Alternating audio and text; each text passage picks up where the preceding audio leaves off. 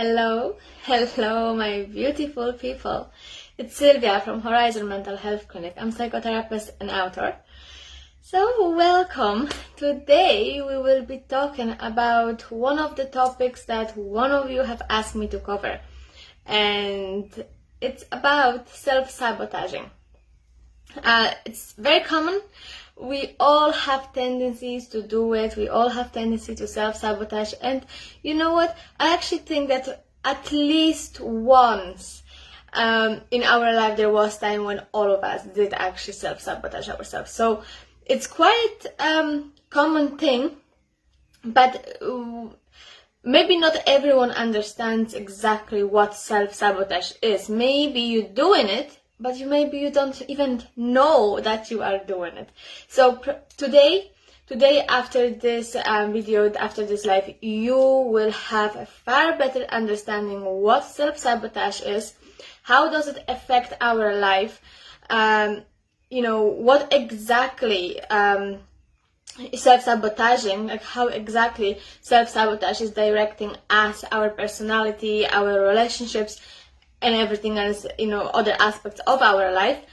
And at the end, I will give you tips on how to change it, how to be more aware of what was going on, what's happening, and how to change the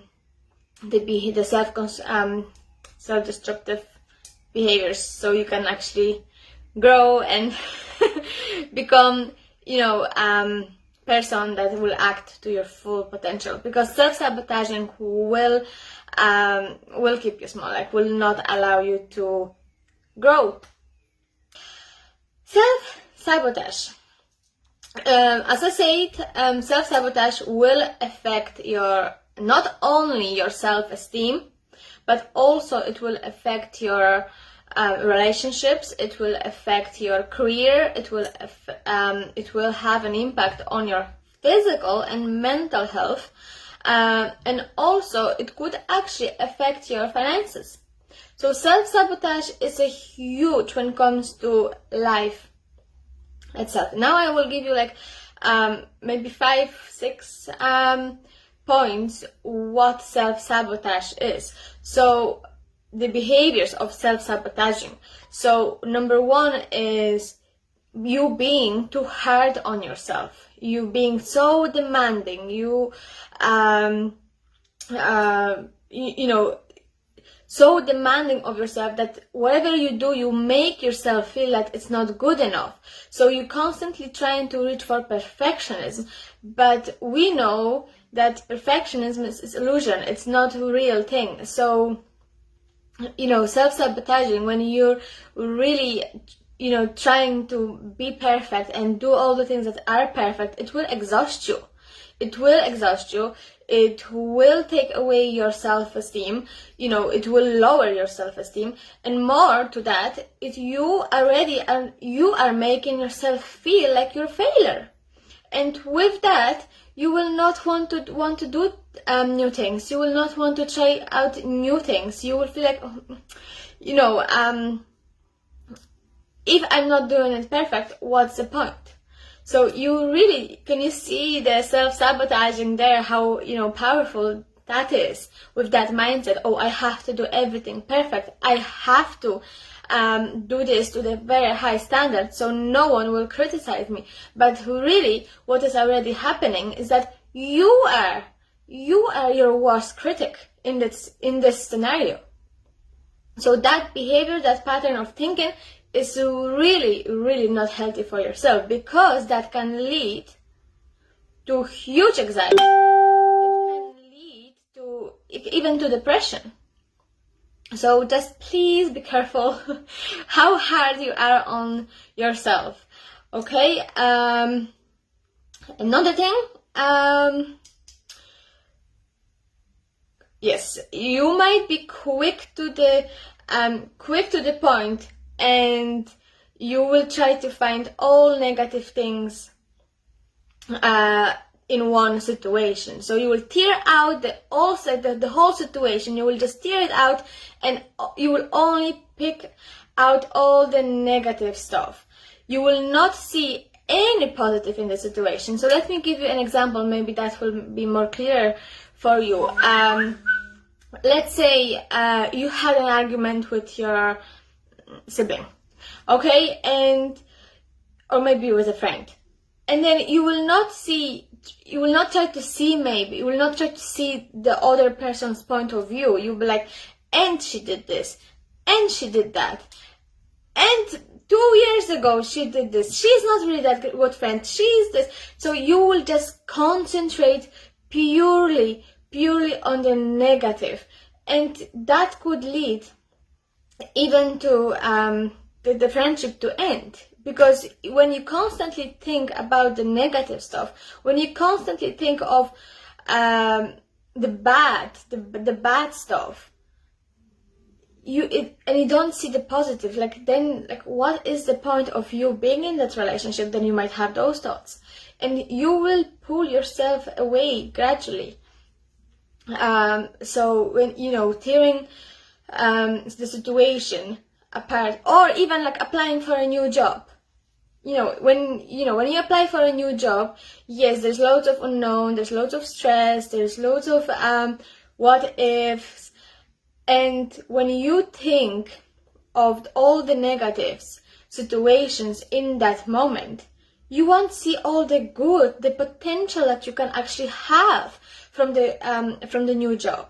You will only think about the negatives and how far you have to drive, and how but people might be not pleasant, that it's too, maybe the wages are not as much as you will just all the time see the negative, the bad stuff, and that will pull you back, and you will not apply for the other job. You will not go there because you talked yourself out of the idea of applying for a new job, make a new start, even though in that moment when you're so much tearing apart the positive situation into the very negative, you actually forgetting how unhappy you are in the other job.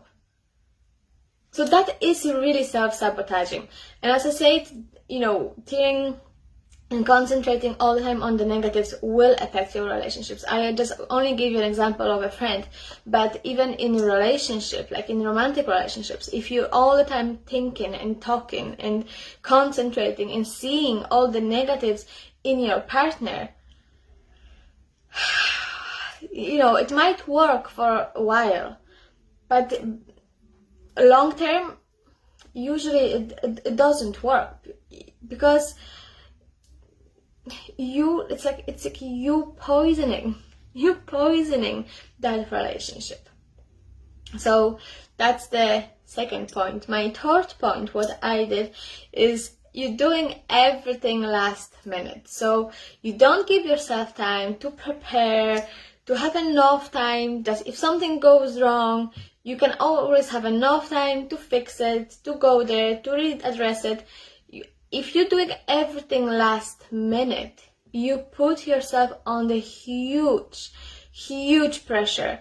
And with that, of course, then the stress hormone in your body, the cortisol, will rise. You'll be very stressed, and that is not healthy. That is not healthy at all. So the procrastination, because that's what it really is, like doing things last minute, it can be very easy to do when you're tired, when you're overwhelmed, when you're drained mentally, when you feel like you want to have a break. That's easy to do, okay? That's actually very easy to do. But it's not okay if you're doing this every single time you actually have a task to do. Because, as I said, because of the stress, because of the workload, then that, you feel like you have to do it. Your physical health can be actually affected by it. Self-procrastination is, it's not really a healthy way to get things done. From time to time, we all do it. From time to time, we might all feel like, you know what? I really had a bad day. I know I have to send this email, but it will be okay. I'm giving myself permission to send that email tomorrow, and that will be fine. But when you have thing to do, and you don't look at it, and you pretend it's not there, and you pretend it's not, then it's not healthy. Then it's like you're taking away the joy out of it, and the ease. It's like you're making your life hard when you do that. Okay. What else do I have here?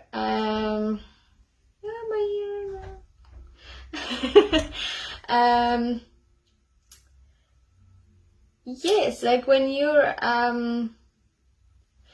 give me a second.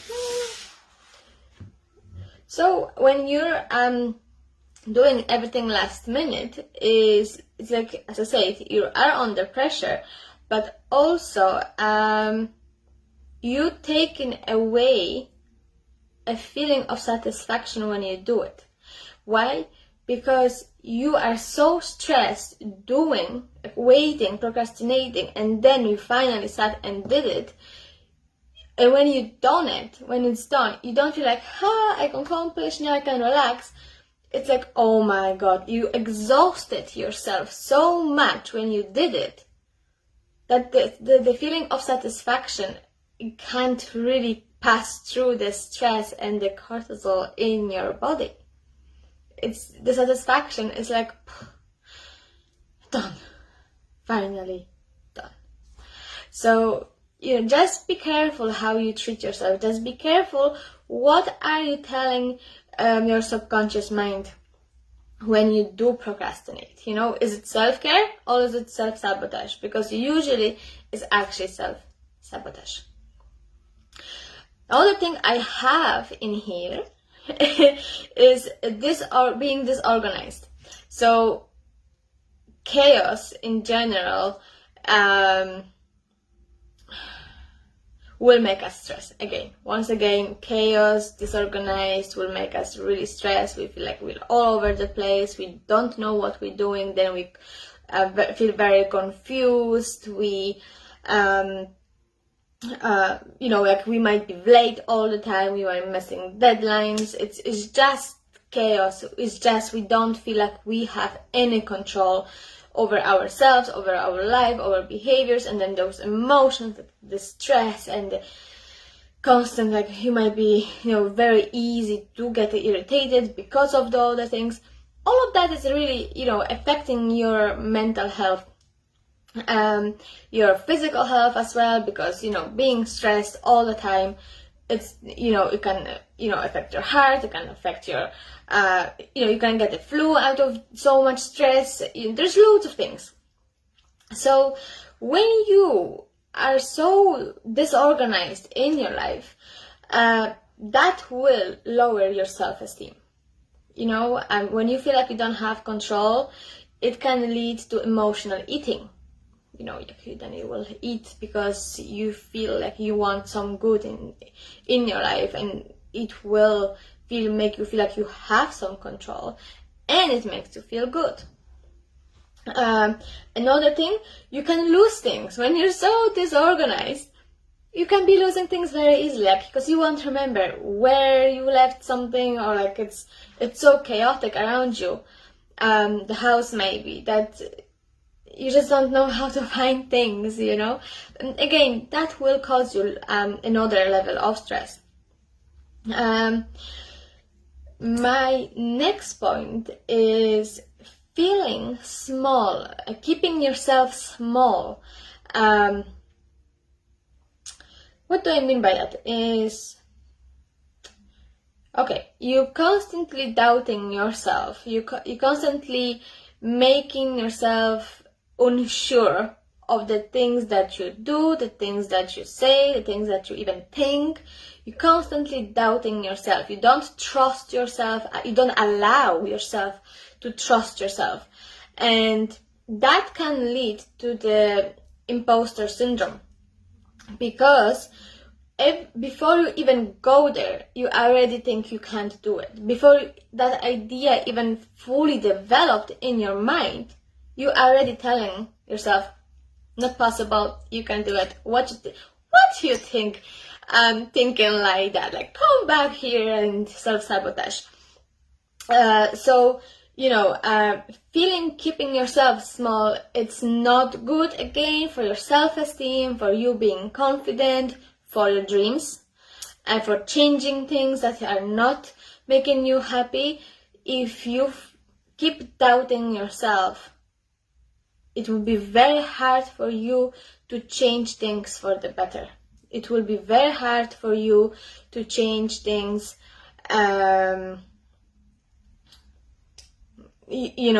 even when you will doubt yourself, it will be very hard for you actually to develop a healthy relationship with people, because you won't go out there, because you will already think that they will not accept you, that whatever you're going to tell them, it's not going to be important.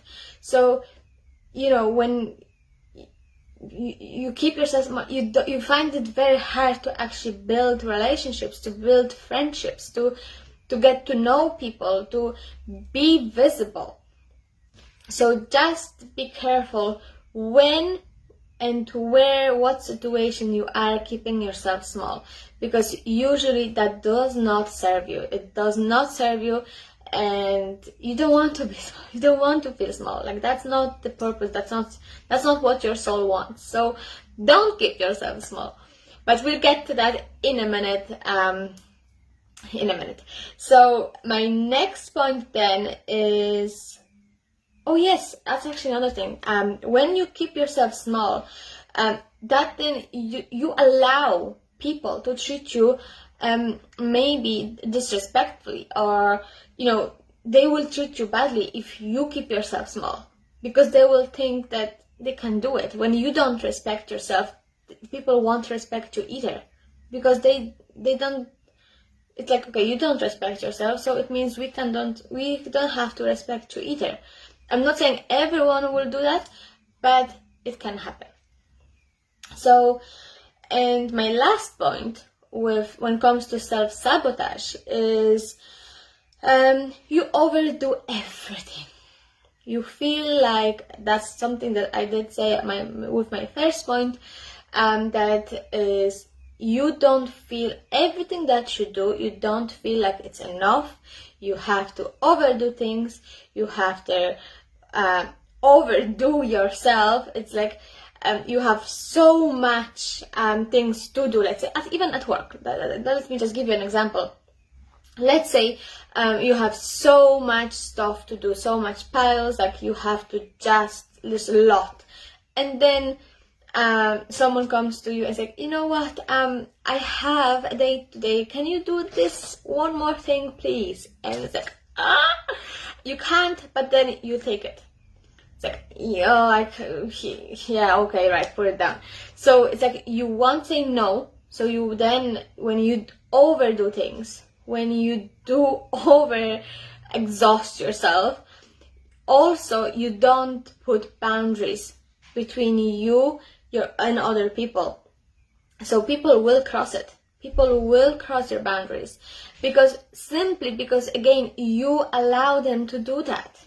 When you don't put boundaries up, people will always cross it because there is nothing not to cross, So when you overdo things, like you over-exhaust yourself, you feel like it's never enough, you're not enough, you have to prove yourself, so then finally maybe it will be enough, and then you might be getting very frustrated because you might be thinking, why do they not know that this is how I feel, or could they not think that is not what I like? But if you're not communicating with them, if you're not putting that boundary up, you can't expect people to read your mind.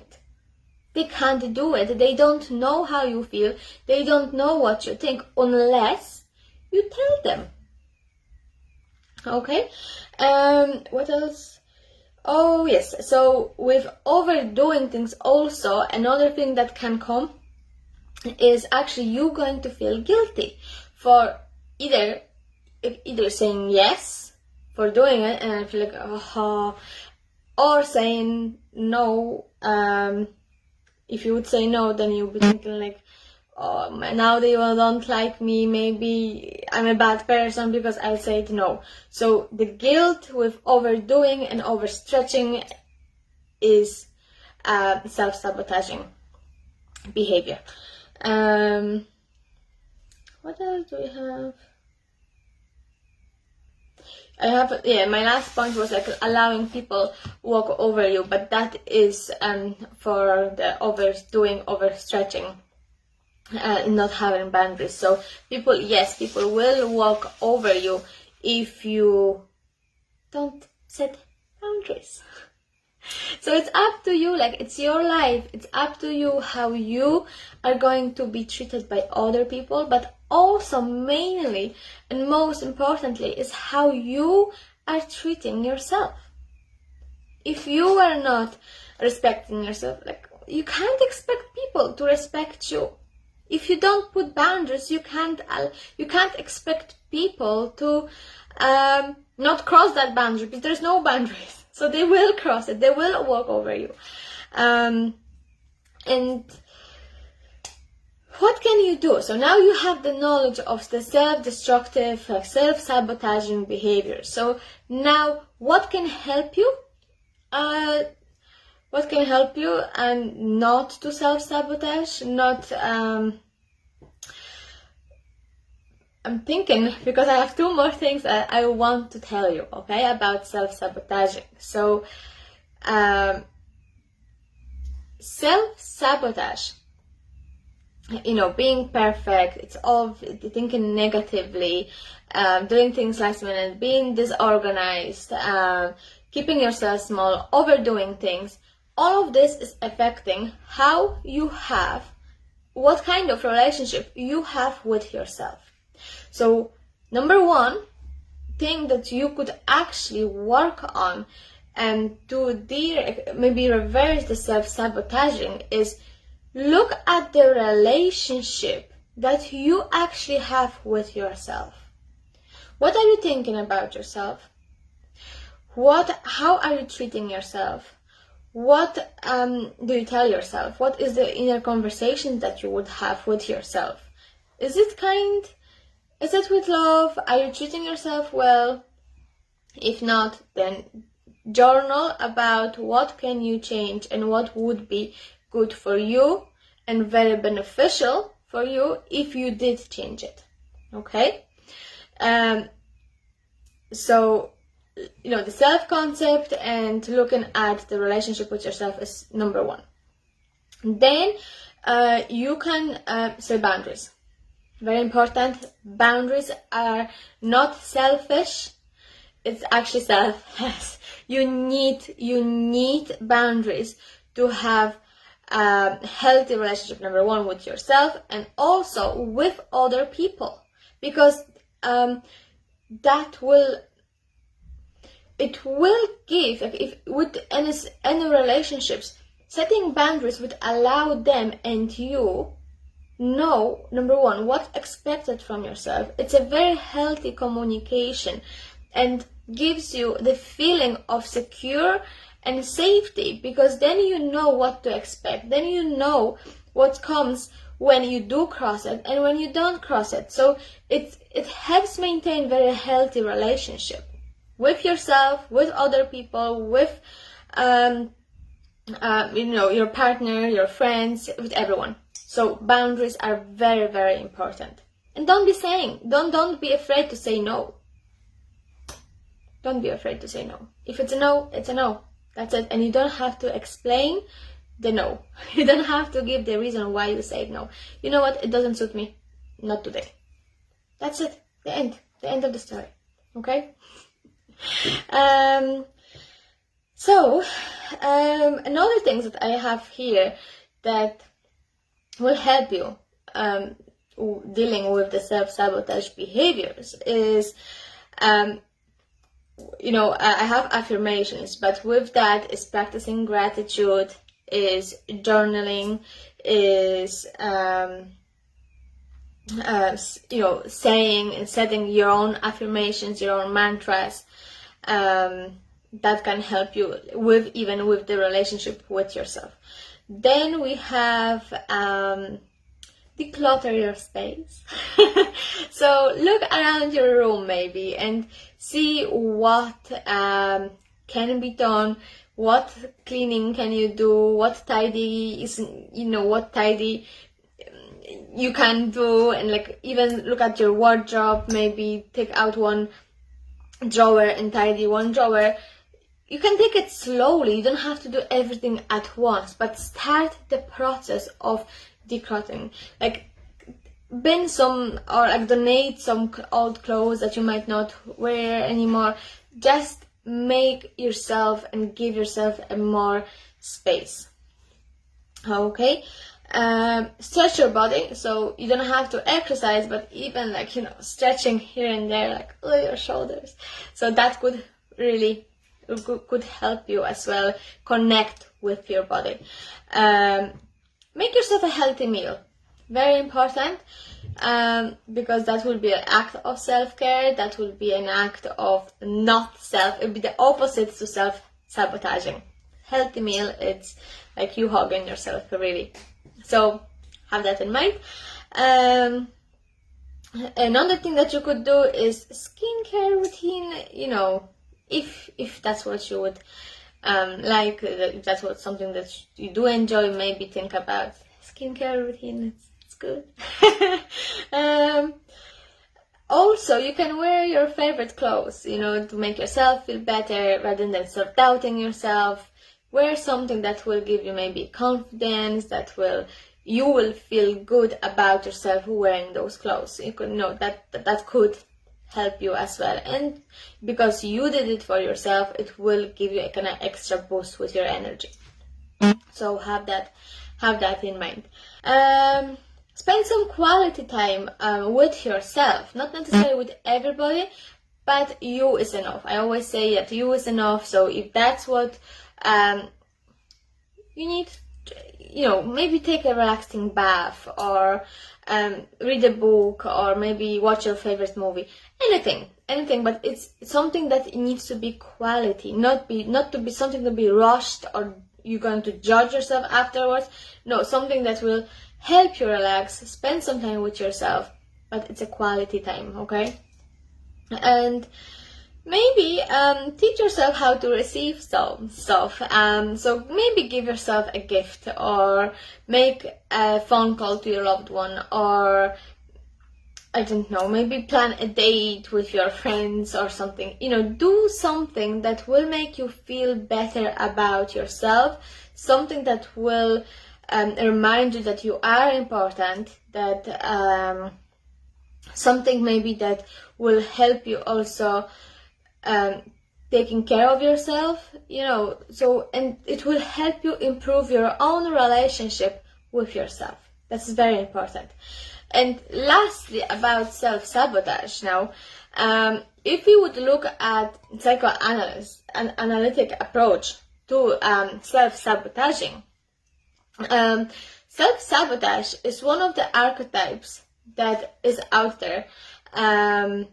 We all, as I said, this is why I said at the very beginning, at least once we did it. We all did some self-sabotage behaviors, and because it's in the umbrella of archetypes, so archetypes is doing all those things that I actually said in this video. But if you're sick of it, if you want to change it, if you don't want to self-sabotage anymore, and it's self-destructive behaviors and you don't want it, I would like you then maybe just sit with yourself and ask, okay? I really need you to be open-minded now, because we're talking about psychoanalytic here and archetypes. So sit with yourself and you think, okay, if my archetype right now is sabotager, how would I feel? How would I act? What would I say if my archetype was the queen or the king? So the first thing that you think about the queen, the first thing that you think about the king, what is their approach, what is the feeling, what is the behavior, what is the, you can already see. So when you think about self-sabotage, your mind creates a picture in your mind. And then when you think about your the queen or the king, already your mind draws a picture in your mind as well. So stay with that. If you don't really like the queen, the other very good archetype is actually magician. So if you're not really into the queen and king energies, vibes, think about magician. If you were a magician, what would you do? What would you believe? Let's say if you would be self-sabotaging in, I can't apply for that job because then you will have like the self-doubt and like, if you were the magician, if you take the magician archetype, everything is possible. I will do my abracadabra, it's going to work out. Do you see the difference? So if, that is very easy way to get yourself out of the sabotager archetype.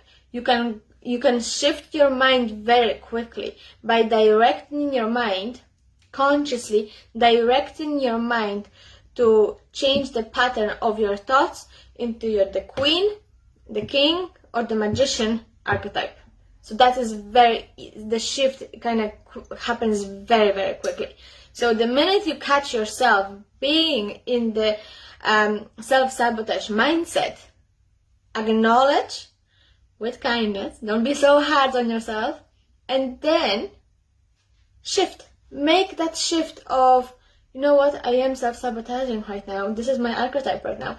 I choose now to be and to act out of my queen archetype, to act out of magician archetype. And then ask yourself and dwell on that thought, dwell on the feeling. How would you feel? What would you?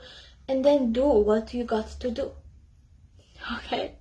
I hope this helped you, and I hope this answers your questions about, self-sabotaging. As I said, one of you asked me to do this on self-sabotage, and I always will reply to your requests. So, and I know I have few more to answer, and I promise I will answer all of your requests. So just be patient, because there's only one me and there's so many of you, and I love it. But I just ask you to be a little bit patient with me. So if you do like it, you can subscribe me on my YouTube channel, you can like my Facebook page, you can find me on Instagram, you can also find me on my website. And I have a blog in there, there's connection to my YouTube, there's my online programs as well. So there's many other ways you can actually connect with me. If this resonates with you, please connect with me on whatever platform you prefer. I will be there. I will be there. So thank you very much for your time. I wish you a lovely day. Enjoy. I think the weather is amazing in here, so just enjoy, and I will see you very, very soon. Next week I will do another live for you. So with lots of love, like always, and see you soon. Bye.